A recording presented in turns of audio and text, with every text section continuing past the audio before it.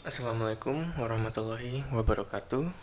Halo semuanya, selamat datang di Lyceum Podcast. Perkenalkan, nama saya Nathan Alfatazen. Saya adalah mahasiswa teknologi pendidikan semester 5 di Universitas Negeri Yogyakarta.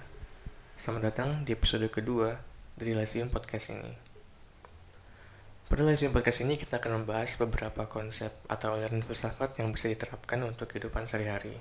Karena sejatinya, filsafat merupakan ilmu yang kita pelajari untuk menjadikan hidup kita menjadi lebih baik. Bukan ilmu yang dipelajari untuk kepentingan akademik atau profesional. Meskipun memungkinkan untuk ilmu filsafat itu untuk dijadikan ilmu yang dipakai untuk kepentingan profesional.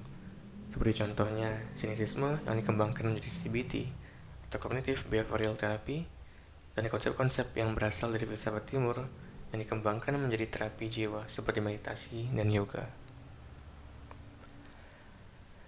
Pada episode kedua ini kita akan membahas mengenai filsafat yang berasal dari timur. Jika di episode pertama kita membahas mengenai filsafat yang berasal dari barat, kali ini kita akan membahas filsafat yang berasal dari timur, yaitu Taoisme dan Konfusianisme.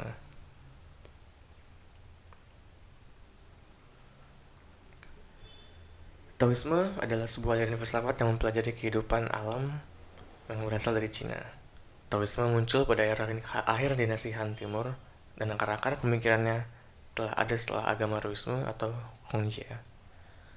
Hal ini dapat disebut sebagai tahap awal terbentuknya kelompok Taiping atau Taiping Dao yang membuat filsafat Taoisme dengan analeknya. Bentuk Taoisme yang lebih sistematis dan berupa aliran filsafat muncul setelahnya. Selain aliran filsafat, Taoisme juga muncul dalam bentuk aliran kepercayaan masyarakat yang mulai berkembang 2 abad setelah perkembangan filsafat Taoisme. Tokoh utama dari Taoisme ini adalah Laozi atau Zhang Jiao. Mengenai biografinya, terdapat sebuah pertanyaan mengenai kebenaran historis Laozi. Ada berbagai pihak yang memperdebatkan mengenai hal ini. Ada pihak yang menyatakan Laozi hanyalah tokoh rekaan karena cerita-cerita mengenai dirinya banyak yang tidak masuk akal. Di pihak lain ada yang menerima semua cerita dan tradisi. Maka hasil penelitian bahwa Laozi adalah tokoh manifestasi pengkultusan dalam kelompok Tao oleh para muridnya. Mereka menerima tokoh Laozi benar-benar ada. Namun, hal itu tidak terlalu penting untuk dibicarakan. Mereka lebih suka membahas kitab dan isi pengajaran Taoisme. Selanjutnya adalah Konfusianisme. Ajaran Konfusianisme dalam bahasa Tionghoa aslinya adalah Rujiao, yang berarti kepercayaan dari orang-orang yang lembut hati, terpelajar, dan berbudi luhur.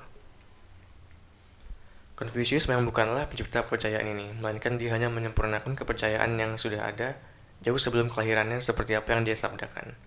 Aku bukanlah pencipta, melainkan aku suka akan ajaran-ajaran kuno tersebut. Meskipun orang-orang kadang mengira bahwa Konfusianisme adalah merupakan suatu pengajaran filsafat untuk meningkatkan moral dan menjaga etika manusia, sebenarnya, jika ingin memahami secara benar dan utuh tentang Konfusianisme, maka ia akan mengetahui bahwa dalam Konfusianisme juga terdapat ritual yang harus dilakukan oleh para penganutnya. Konfusianisme juga mengajarkan tentang bagaimana hubungan antara sesama manusia atau disebut Rendao, dan bagaimana kita melakukan hubungan dengan pencipta alam semesta, atau juga disebut Tiandao. Ajaran falsafah ini diasaskan oleh Konfusius yang lahir pada tahun 1551 dengan nama Chiang Shai yang saat itu berusia 17 tahun. Ia dikenal dengan penyebar ilmu-ilmu baru ketika berumur 32 tahun. Konfusius banyak menulis buku-buku moral, sejarah, kesastraan, dan falsafah yang banyak diikuti oleh penganut ajaran ini. Ia wafat pada tahun 479 Masehi.